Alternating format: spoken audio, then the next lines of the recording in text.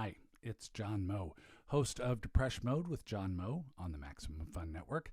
Mental health talker, hopefully a mental health helper. I'm honestly a little self-conscious about video, but if I get too uncomfortable about being on camera, is it okay if I just show you some pictures of my dogs and some of the foster dogs that we've taken care of? Okay, good. I might do that. Look, it's been a really rough year to 15 months or so for the world and for a lot of folks' mental health, including mine, if I'm being honest. I have an idea for how to improve things for people, for you, for other people, but I need your help. First, let's recap what life has been like since the beginning of 2025. New administration takes power. Unstable, corrupt felon at the head of it all. People in power / social services attack science and academia and the arts, and they launch racist attacks, both verbal and physical, against immigrants and people of color. The world's richest human plays a key role in all of this. There are rising waves of totalitarianism and fascism all over the world. Glaciers melt, temperatures rise, natural disasters increase, and the most powerful people in the country still say climate change is a hoax. Measles is back. Measles! We're regressing with deadly results. Young people lose hope of home ownership and stable employment as they see how this economy works more and more often. COVID, still around, was terrifying, still is pretty terrifying. 1 million people died in America, and we have not processed that. A case can be made that the rise of AI is us destroying our own humanity on purpose. And ICE. Yeah, ICE on top of it all. Thousands of masked anonymous government agents flood the Twin Cities, disappearing countless people, literally countless. We don't have a count to detention centers, and killing Renee Good and Alex Preddy, shipping little Liam Ramos off to Texas. We have nearly 3 years left in this administration, and the forces that made it possible will outlive it. Those forces are going to be around. We're in for a long ride. It's been a lot to live with all this. It's been too much. It's more than a lot of folks can take. How are you doing with your mental health? A little effed up, right? Maybe more than a little. Consider the possibility that it's related to the fact that we're kind of in hell, you guys. That you're feeling depression and anxiety and trauma response and a lot of things and a decrease in functionality because you're in hell, right? There are wonderful things about the world all the same. Yes, granted. But for a lot of folks, what has been happening is more than they can bear, and it's messing them up. A lot of people are experiencing depression, anxiety, trauma response right now, and to a level of disorder. And disorder is just when it's interfering with the optimal functioning of your life. When you hear about a mental health disorder, that means someone is impaired in the functioning of their life by what's happening in their mind. Now, these factors I described going on in the world, forming it into hell, are interfering with life as you want to live it. Consider that possibility. Now, everyone's different, but if you are messed up these days, allow that possibility that what is going on with you is a natural, rational response to being in hell. It's not you. It's them. You're messed up, but please know that you're normal. It's not your fault. Your mind is working. It is responding to being in hell and how you feel when you are. But, and also, we have to live our best life. We have to have our best life. We get to.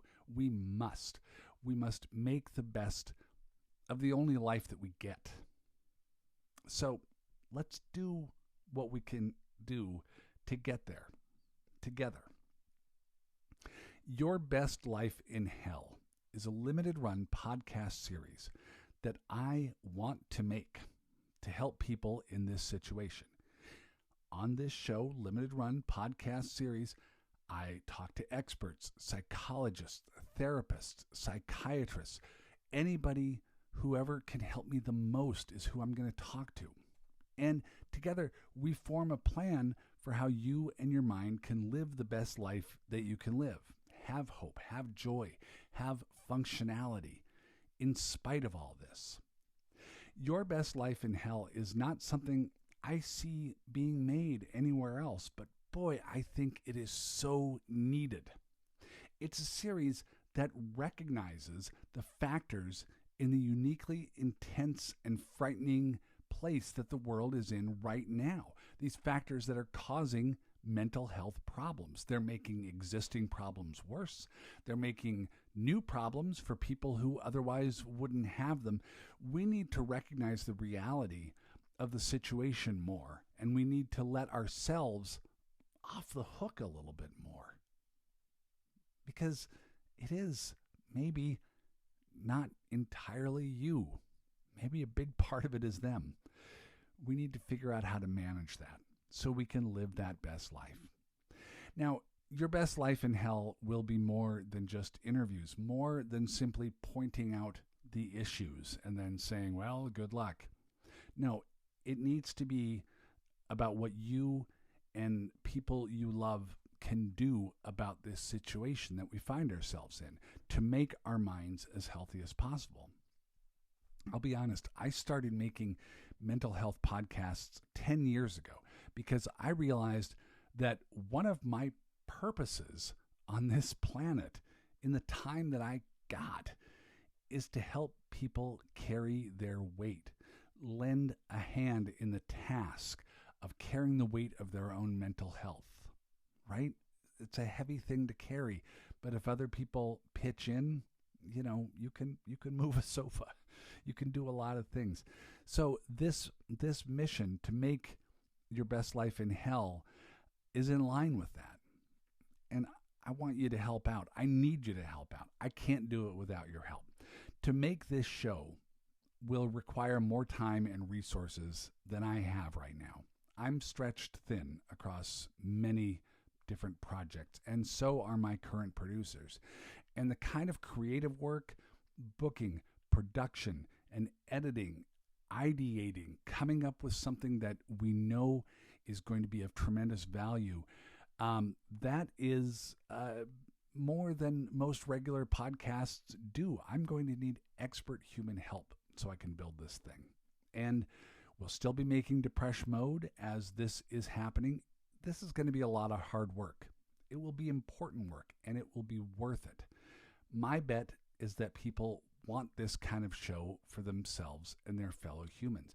Look, if something is more than you can handle, you go get help with it. If you can replace something in your plumbing yourself, great. If it gets too complicated, you go out and get help.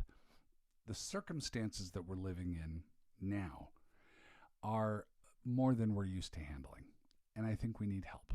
And I think I'm going to try to make some of that help for you and for people you love and for everyone, really. So let's talk about how to do it. The Max Fun Drive is now happening. It's the one time of year that the shows at Maximum Fun ask for listener contributions so we can keep making our shows. There are many of you who are members of Depresh Mode. I really appreciate it. But listen, if we can get 450 new contributions during our current Max Fun Drive, that's new memberships, upgrading memberships, boosting memberships, if we get 450 of those, I can make Your Best Life in Hell as a limited run series within the Depresh Mode universe. 450 new contributions during the drive will let me make something. If we get more than that, more memberships, contributions at higher levels, I can make something even bigger and more effective. This is us all pitching in to help all of us. So again, that's 450 new memberships or people upgrading or boosting their current memberships. So please go to MaximumFun.org/join and take that number down to 449. If you're still with me, let me tell you a little bit about how this idea came along. As I said, I had a rough year or so because everything seemed to be going in the wrong direction, in a bleak direction, an anti-human direction, a racist, bigoted, authoritarian, anti-science, anti-humanities, anti-art, anti-government direction. Last spring, I'll be honest, I had a bit of a nosedive with my mental health as a result. I took steps to address that with professionals, as one ideally does, and it got better. And part of it was recognizing that there were forces beyond my control that were affecting me because I was aware of them. They were making me, or they were trying to make me more depressed, make me more anxious, paying attention to what was happening and the effect of these things that were beyond my control, the effect of those on me, that helped. I was on the upswing. And then, just a few months ago, the ice surge, the winter of 26, Bruce Springsteen calls it. I remember especially the day Alex Preddy was killed, thinking, if he's the second person to die this way in the Twin Cities, where I live, where I've raised my family, if he's the second person to die here, do we have a pattern? Do we have a policy? Are people just going to die like this every day now? It was a situation where the government, to whom we pay taxes to protect us, was attacking us. And people that I knew became hypervigilant. They became angry. They became depressed, morose, scared. Of course they did. Of course they did. But if you followed what went down in Minnesota, you know what happened then. Neighbors talked, people planned, roles were taken. Yes, parents patrolled schools at the beginning and end of the school day to watch out for black SUVs and ICE agents, but also, crucially, retired people with no kids in the schools volunteered to patrol those schools at pickup and drop-off. Young childless couples went out there. It wasn't just about protecting one's own kids. It was about protecting our community. The efforts to make white people hate Somali immigrants, to tear our community apart, had the opposite effect. We united. We filmed. We protested. We hassled ICE agents. There's a video of an ICE guy trying to just go to a Mexican restaurant on his own and getting absolutely hounded by bystanders who knew who he was, knew that they didn't want him in their community, knew what he was doing to our community, and that guy never got his goddamn burrito. He got in his car and drove away. And a lot of people from ICE have gone away. ICE isn't gone, mind you. The winter of 26 is still here in the spring, and it's going to be with us for a while. But people made a difference. We have the power, says Patti Smith. And here's what worked. People assessed what they had at their disposal, and they used it. If that meant driving around and interfering with ICE operations, they did that.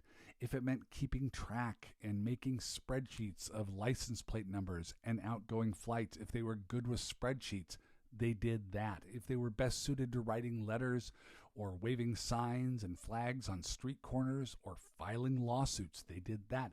Some folks, Bruce Springsteen and Billy Bragg and some others, wrote songs. No one could do everything. It was like a potluck. The Minnesotans all bringing their favorite hot dish. Among the things I did with what made sense for me was to talk about and write about the mental health impact of all this in particular. I had that platform. I had access to some knowledge. So that's what I did. I was taking the hell that was Minnesota in the winter of 26 and trying to make our best life, trying to do my part, as a lot of other people were doing their part. And that's what I'm doing some more now, what I hope to do on a broader scale with Your Best Life in Hell. The name I thought was terrible, but other people that I work with seem to like it. I should note that I thought Depresh Mode was a terrible name for a show. I thought The Hilarious World of Depression was a terrible name for a show. Completely awful names, but they really caught on. And I'm learning to just trust my worst instincts when it comes to names. So, Your Best Life in Hell. So look, that's the idea. A limited series that recognizes the mental health impact of these times that we live in. This reality that helps you recognize the noise that's coming from outside yourself that might be messing you up. That tells you about the impact all that is having on your mental health and everyone's mental health. And a show that gives a plan to deal with it all and live your best life in hell. Will you help me out? Again, all you need to do is just visit MaximumFun.org/join. Find a level that works for you. Maybe it's $10 a month or $20 a month or $5 a month, whatever it is. And then select Depresh Mode from the list of shows. That will get counted as we drive towards this goal of 450 so I can make Your Best Life in Hell. Now, when you're at that website, you can get all sorts of thank you gifts and bonus content, and that's great. And you can know, most of all, that when faced with these times, you did something to make folks live their best lives. MaximumFun.org/join. I'm John Moe. I'm glad you're here. Thanks.